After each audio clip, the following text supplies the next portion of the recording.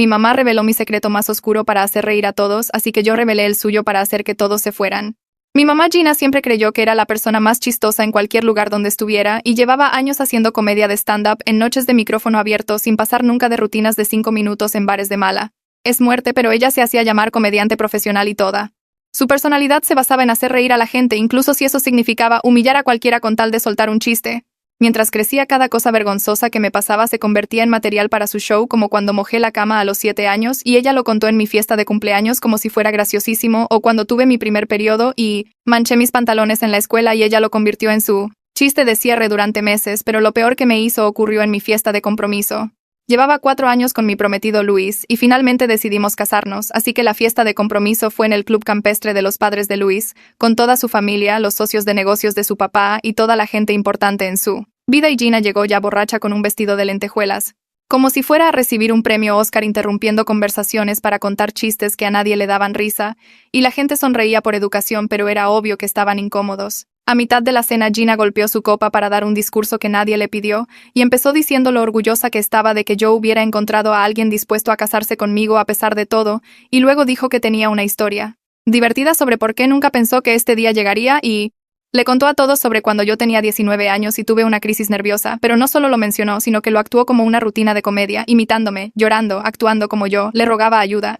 imitando mi voz diciendo que me quería morir. Les contó cómo me encontró con las pastillas y cómo me llevó a urgencias para que me internaran 72 horas haciendo efectos de sonido del monitor cardíaco, e incluso se tiró al suelo para mostrar cómo me había colapsado y la gente no se estaba riendo. La mamá de Luis tenía lágrimas en los ojos. Su papá parecía enfermo y mi futuro cuñado se salió del salón, pero Gina siguió diciendo que la parte más chistosa fue cuando le dije al psiquiatra que me sentía inútil. Y él dijo, bueno, al menos eres consciente de ti misma. Ella se rió de su propio chiste mientras 200 personas estaban sentadas en un silencio horrorizado porque Luis no sabía nada de esto. Yo planeaba decírselo eventualmente, pero no, así no, como entretenimiento para toda su familia, y su abuela estaba persignándose y los socios de negocios intercambiaban miradas. Gina finalmente notó que nadie se reía y dijo qué público tan difícil antes de sentarse, como si hubiera triunfado, y la familia de Luis se fue inmediatamente, y la mitad de ellos no me han hablado desde entonces porque piensan que soy inestable o que es algo hereditario después de ver a Gina. Luis casi cancela el compromiso y nos tomó meses de terapia de pareja para que confiara en que yo estaba bien y que fue una crisis de una sola vez hace años, pero Gina nunca se disculpó, dijo que yo era demasiado sensible y que la comedia viene de la verdad, e incluso usó la historia de la fiesta de buen compromiso en su siguiente show, hablando de cómo la gente rica y fresa no tiene sentido del humor, y me dijo que debería agradecerle por hacerme memorable. La boda era en 3 meses, y Gina asumió que daría un discurso ya trabajando en su material y pidiéndome historias vergonzosas sobre Luis para equilibrar las cosas. Y se compró un vestido blanco de lentejuelas que parecía de novia, diciendo que necesitaba destacar en las fotos, y cuando le dije que no daría ningún discurso, se rió y dijo que no podía evitar que la madre de la novia hablara. Fue entonces cuando decidí que Gina necesitaba saber qué se sentía, así que la semana antes de la boda invité a todos sus amigos de la comedia, a lo que ella pensó que era mi despedida de soltera, y estaba emocionada de que yo incluyera a su grupo, así que trajo a 15 personas de sus noches de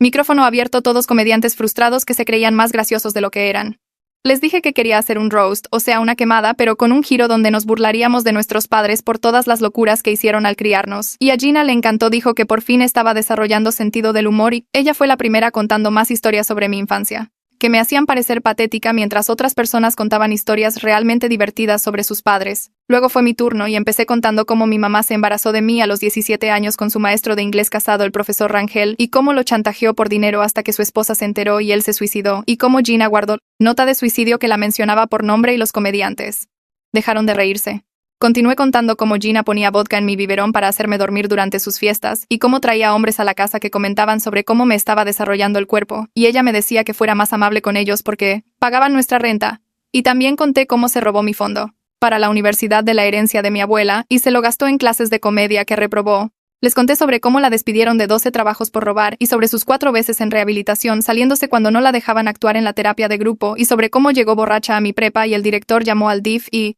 ella le dijo a la trabajadora social que yo mentía para llamar la atención, y el cuarto estaba en silencio total. Gina trató de reírse, pero yo seguí contando sobre la vez que llegó a mi show de talentos de la secundaria tan borracha que se cayó de la silla, y los otros padres tuvieron que ayudarla a salir al estacionamiento mientras yo fingía que no la conocía, y describí cómo la encontré desmayada en nuestra bañera con un cigarro encendido que quemó un agujero en la cortina del baño, y mencioné la Navidad en que vendió mi Nintendo para comprar drogas y me dijo que Santa Claus ya no existía porque éramos Demasiado pobres. Theo se levantó primero sin mirar a ninguna de las dos y caminó hacia la puerta sin decir nada, mientras Lucía miraba a Gina con la boca ligeramente abierta, igual que la gente mira los accidentes de coche que no puede dejar de ver, y Kira sostuvo su teléfono todo el tiempo grabando y pude ver la luz roja que indicaba que seguía grabando. La reivindicación se sintió como electricidad en mi pecho, caliente y brillante y poderosa, pero debajo de eso algo frío se extendía por mi estómago porque acababa de destruir a mi madre frente a todos sus conocidos que componían toda su vida social, y la expresión en su cara me hizo sentir como si hubiera pateado a un perro.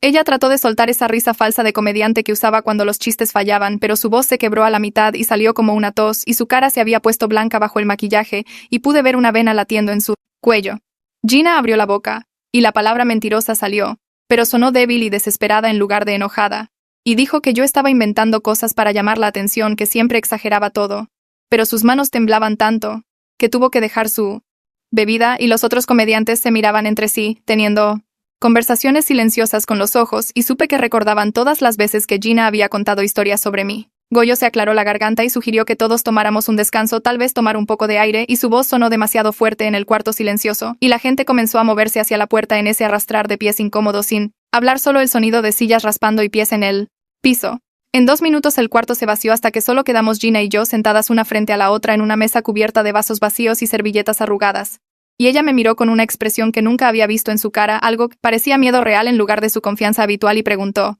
¿por qué le haría esto? Y su voz era pequeña y vieja. Le dije que ella se hizo esto a sí misma cuando convirtió mi intento de suicidio en una rutina de comedia en mi fiesta de compromiso frente a 200 personas, y las palabras salieron planas y duras, y vi su cara arrugarse como papel, y empezó a llorar, pero no de la forma dramática que usualmente lloraba cuando quería algo. Esto era diferente, más feo, con su maquillaje corriendo en rayas negras por sus mejillas. Dijo que había arruinado su reputación en la comunidad de comedia, que estas personas eran sus únicos amigos y que le había quitado lo único que la hacía sentir que importaba. Así que me levanté mientras ella seguía hablando y tomé mi alias chamarra del respaldo de la silla, y ella seguía diciendo mi nombre, pidiéndome que esperara para dejarla explicar, pero salí y la dejé sentada allí sola. El pasillo fuera del salón privado se sentía demasiado brillante y silencioso, y todavía podía escucharla llorar a través de la puerta, y no me sentí tan bien con lo que había hecho como pensé que me sentiría solo. Me sentí cansada y mala, y como si hubiera tragado algo afilado. Luis me llamó 3 veces esa noche, pero dejé que se fuera al buzón porque no sabía cómo explicar lo que acababa de hacer, y me senté en mi sofá mirando mi teléfono iluminarse con su nombre, sintiendo mi estómago apretarse más cada vez, y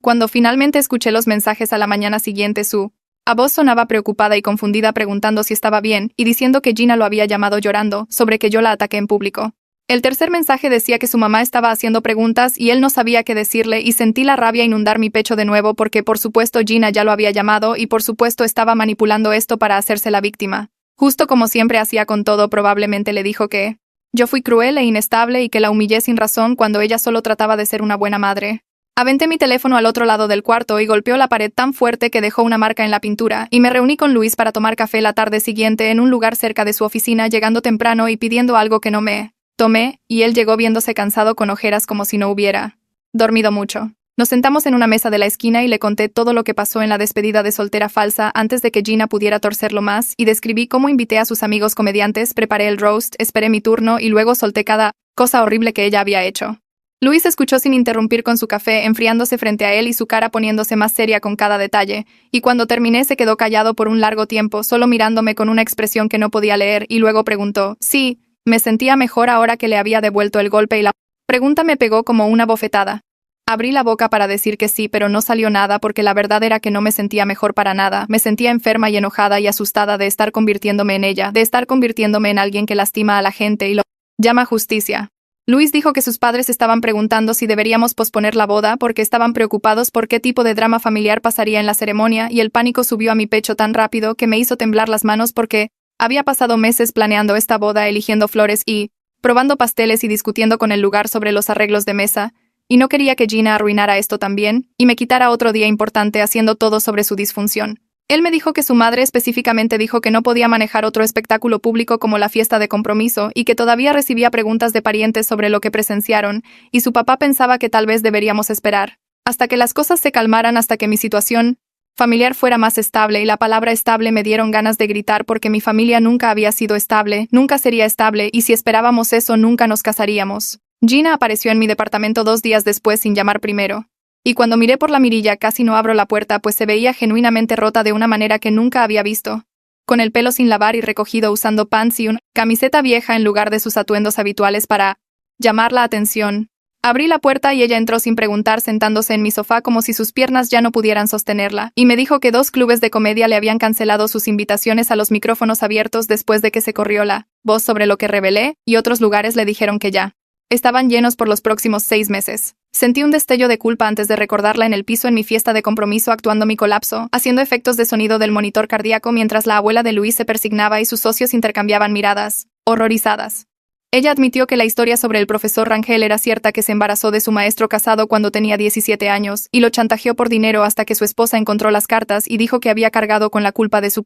muerte por 27 años y que todavía tenía pesadillas sobre su premorente esposa llamándola asesina en el funeral, y que era joven y estúpida y no entendía que el chantaje podía desesperar a alguien lo suficiente para matarse. Me dijo que su nota de suicidio la mencionaba por nombre, diciendo que ella arruinó su vida y su matrimonio, y que la había mantenido escondida en una caja bajo su cama todos estos años, y me senté allí impactada, porque Gina nunca admitía nada, nunca tomaba responsabilidad, nunca mostraba remordimiento real que no fuera manipulación para obtener lo que quería. No sabía si esto era honestidad real o solo otra actuación, otra forma de hacerse la víctima de sus propias decisiones, pero los padres de Luis nos invitaron a ambas a cenar a su casa para aclarar las cosas antes de la boda, y supe que esto era algún tipo de prueba. Gina prometió que se comportaría y se disculparía apropiadamente, que entendía lo serio que era esto, pero yo no confiaba en que aguantara una comida sin hacer que todo se tratara de ella de alguna manera, y Luis me dijo que esta cena era importante para su familia y que su madre estaba realmente luchando con si podía apoyar nuestro matrimonio dado todo lo que había pasado. Acepté ir porque no tenía opción, pero pasé todo el camino sintiendo que iba a vomitar, y Gina me vio allí llegando en su coche destartalado y usando un vestido negro sencillo que parecía de funeral.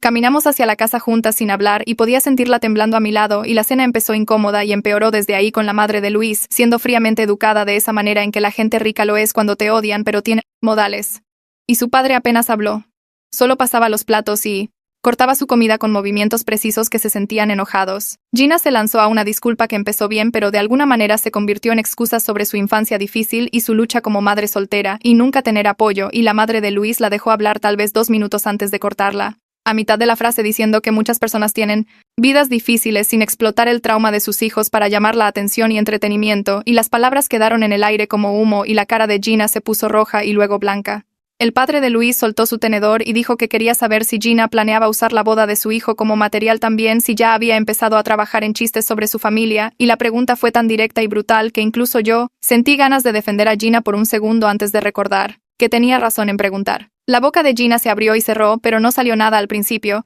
y vi su pecho subir y bajar en movimientos rápidos y poco profundos, como si no pudiera obtener suficiente aire, y agarró el borde de la mesa con ambas manos con los nudillos blancos, y cuando finalmente habló, su voz salió pequeña y rota, de una manera que nunca había escuchado antes, y dijo que sí, que había sido una madre terrible, que lo sabía incluso cuando lo estaba haciendo, pero no podía detenerse, porque hacer reír a la gente era el único momento en que sentía que importaba algo. El padre de Luis se reclinó en su silla y preguntó si planeaba usar la boda como material, si ya estaba escribiendo chistes sobre esta cena en su cabeza ahora mismo, y la pregunta se quedó allí en medio de la mesa como un cuchillo, y todos miraron a Gina esperando su respuesta. Ella sacudió la cabeza y las lágrimas comenzaron a correr por su cara, lágrimas reales sin el sollozo dramático que usualmente hacía para el efecto, y prometió que no daría un discurso en la boda ni haría chistes sobre nuestra familia, que entendía que ya había hecho suficiente daño. La madre de Luis dejó su copa de vino con un clic agudo y dijo que eso no era suficiente, que Gina necesitaba entender que estaba en la cuerda floja con toda su familia, y un incidente más significaría que nunca sería bienvenida cerca de ellos otra vez.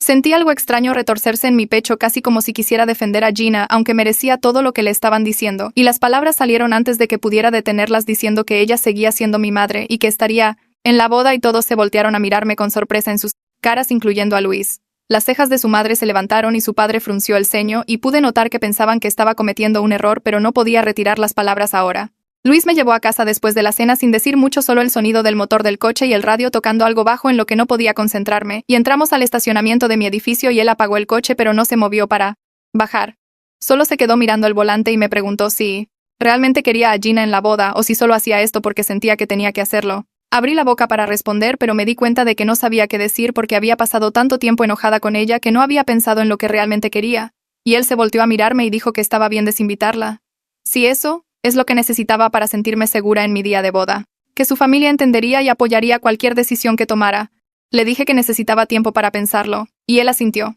Me besó en la frente y dijo que me llamaría mañana. Así que entré y me acosté en mi sofá mirando al techo por horas, repitiendo la cena una y otra vez en mi cabeza, tratando de averiguar qué sentía debajo de todo el enojo. Pasaron 2 días donde apenas salí de mi departamento, solo pedí comida y me senté con mi teléfono en la mano mirando el contacto de Gina, y pensé en todas las veces que me había humillado, todos los límites que había cruzado, todas las formas en que usó mi dolor para su propio beneficio, pero también pensé en lo que pasaría en la boda si ella no estuviera allí. Cómo todos preguntarían dónde estaba y por qué, y cómo todo el día se trataría de su ausencia en lugar de mí. Y Luis comenzando nuestra vida juntos. Levanté mi teléfono y la llamé antes de que pudiera cambiar de opinión, y ella contestó al primer timbrazo como si hubiera estado esperando, y le dije que podía venir a la boda, pero habría límites estrictos, nada de discursos, nada de chistes sobre mí o nuestra familia, y si bebía demasiado mi primo, la sacaría sin discusión. Ella aceptó inmediatamente sin discutir ni poner excusas, y el hecho de que no peleara conmigo en realidad me preocupó más que si lo hubiera hecho, pero la organizadora de bodas me llamó 3 días después mientras estaba en el trabajo y pude escuchar pánico en su voz antes de que explicara por qué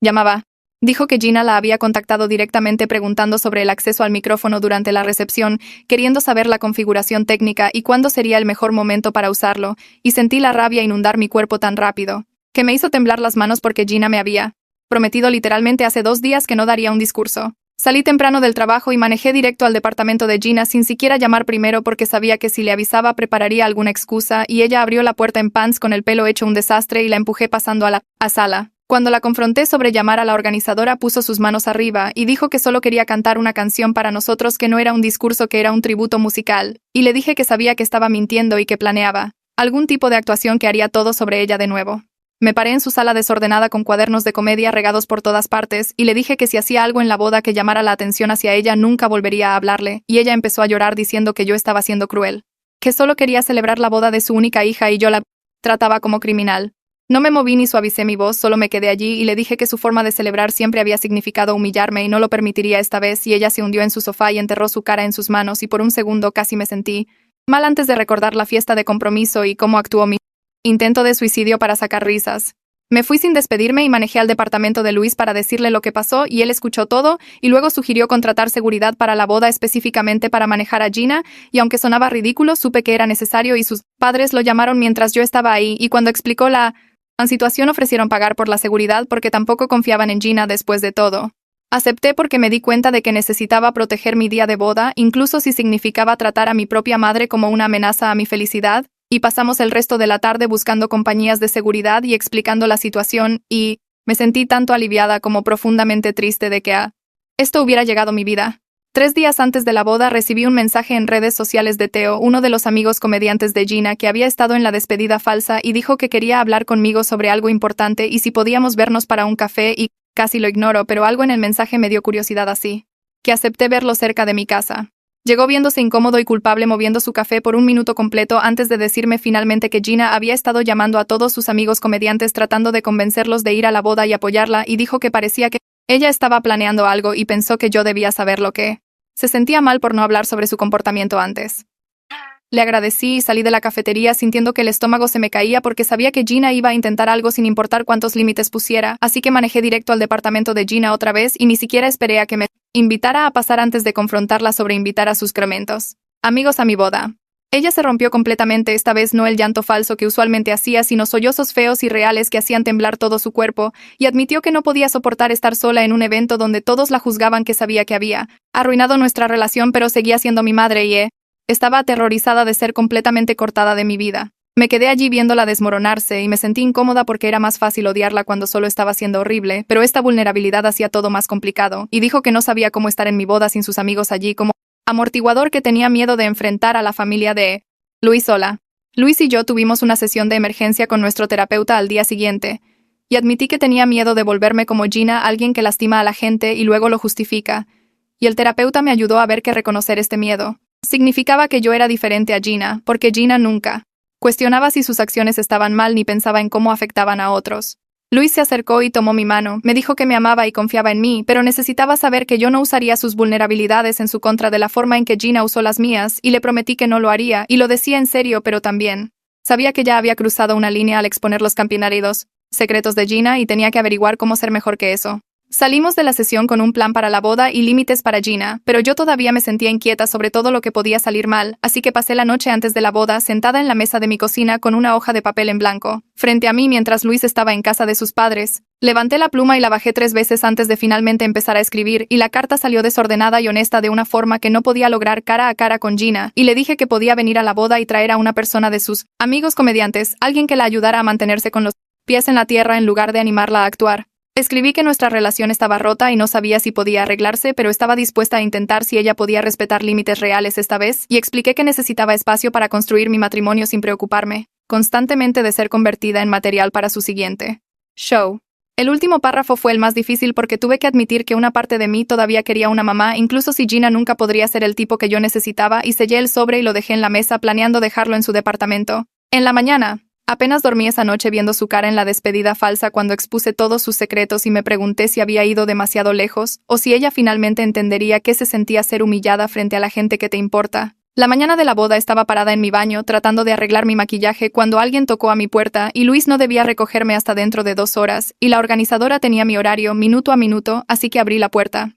Y encontré a Gina parada allí con mi carta en la mano y sus ojos estaban rojos, pero no de su manera dramática usual. Se veía más pequeña de alguna manera, como si se hubiera desinflado, y preguntó si podía pasar y casi le digo que no, pero me hice a un lado y dejé que pasara a la sala donde se sentó en mi sofá y sostuvo la carta con sus manos temblando, ligeramente. Me dijo que la había leído 4 veces y entendía lo que yo estaba diciendo, que había pasado toda su vida usando la comedia para evitar lidiar con sentimientos reales, y su voz se quebró cuando dijo que iba a empezar terapia de verdad, ¿no? Del tipo donde actuaba para el terapeuta. Dijo que no esperaba que la perdonara o confiara en ella, pero quería intentar ser mejor incluso si era demasiado tarde para tener una relación normal de madre e hija, y me quedé allí junto a la puerta sin saber qué decir porque esta era la primera vez que Gina se disculpaba sin poner excusas o convertirlo en un chiste. Se limpió los ojos con el dorso de la mano y dijo que estaba orgullosa de mí por poner límites, que deseaba que alguien le hubiera enseñado cómo hacer eso cuando era joven, y le dije que necesitaba irse para poder terminar de arreglarme y ella asintió y caminó hacia la puerta. Antes de irse se volteó y dijo que estaría sentada calladita en la tercera fila con Lucía, quien había aceptado ser su persona de apoyo por el día.